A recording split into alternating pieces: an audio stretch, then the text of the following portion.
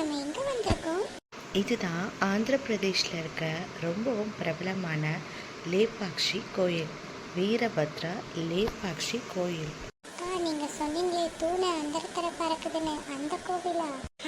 ஆமாம், அதே கோவில் தான். ஏதாவது மேஜிக்காக இருக்குமாக்கா? அதனால தான் தூண் அந்தரத்தில் பறக்குதா? இல்லை இல்லை, இது 16ஆம் நூற்றாண்டில் விஜயநகர பேரரசர் இருந்தார் இல்லையா, அப்போது அவருடைய சாம்ராஜ்யத்துக்கு கீழே கட்டப்பட்ட கோவில். எப்படி அதை கட்டியிருப்பாங்க? அவ்வளோ சாமர்த்தியமான கலைஞர்கள்லாம் இருந்திருக்காங்கல்ல அப்போ.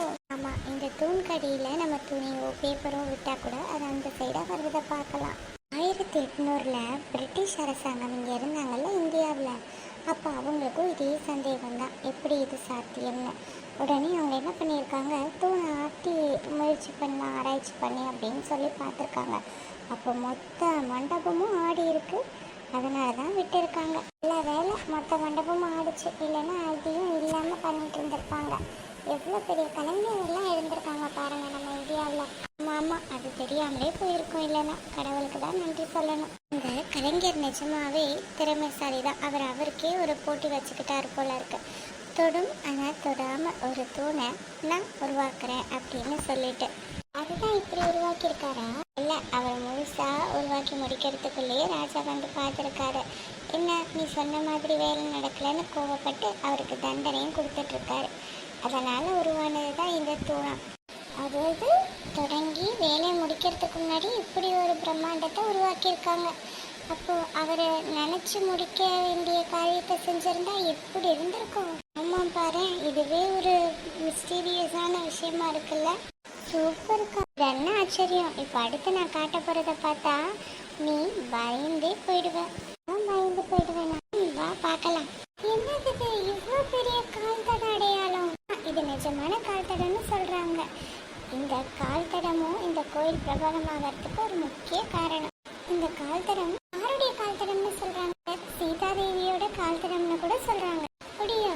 இவ்வளோ பெரிய காலம் உங்களுக்கு? கிண்டல் பண்ணாத. கிண்டல் இல்லைக்கா, எவ்வளோ பெரிய பாதம் பாருங்களேன். நீங்களே சொல்லுங்க. ஒரு விஷயம் தெரியுமா, இந்த இடத்துல தண்ணி எப்பயுமே தேங்கி இருக்குமா, சம்மரில் கூட. இந்த மாதிரியா? ஆச்சரியம்தான்.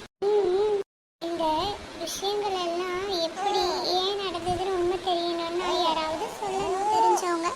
இல்லை இந்த விஷயங்களே பில்லரோ இல்லை இந்த கால் தரமோ பேசினாதான் உண்டு இல்லை? ஆமாம் ஆமாம். அட தூண் அசையுதுக்கா, வாங்க போயிடலாம் இங்கேருந்து. பயப்படாத, அது காற்றுக்கு ஜஸ்ட் மூவ் ஆச்சு, அவ்வளோதான், ஒன்றும் இல்லை. சரி, அடுத்து எங்கே போகலாம்? இன்னொரு இன்ட்ரெஸ்டிங்கான இடத்துக்கு தான். வாங்க போய் பார்க்கலாம். இதே மாதிரி நிறைய இன்ட்ரெஸ்டிங்கான தகவலை தெரிஞ்சுக்கணும்னா லிட்டில் சிங்கர்ஸ் சேனலை சப்ஸ்கிரைப் பண்ணி லைக் பண்ணி ஷேர் பண்ணி கமெண்ட்டும் பண்ணுங்கள். நெக்ஸ்ட்டு எந்த கோவிலோ இல்லை எந்த மிஸ்டீரியஸான இடத்தை பற்றி பேசலாம் அப்படின்னு சொல்லிட்டு. ஹாரர் கிடையாது, மிஸ்டீரியஸ் மட்டும்தான்.